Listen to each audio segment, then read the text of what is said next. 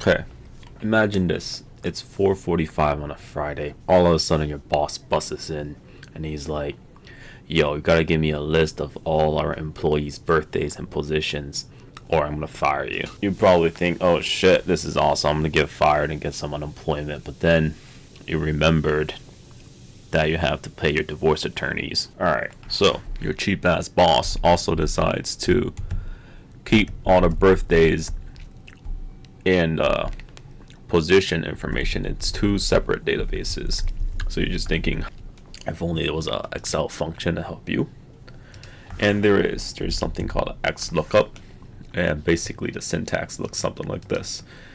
You type in equals Xlookup, and the first argument is the what, second is the where, and third is the return. Alright, so we'll start by typing Xlookup.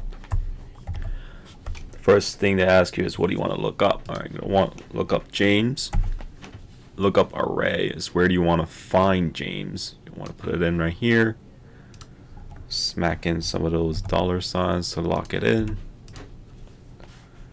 Okay, then return array is once you find James in this array, what do you want to return? For the birthday, you want to return this set of numbers. Let's smack that dollar signs in there. Okay, close it off. Alright, then you drag and drop. This should return all of the birthdays here. Position, same thing, Xlookup. Look up James in this array. So again, smack in those dollar signs to lock it in.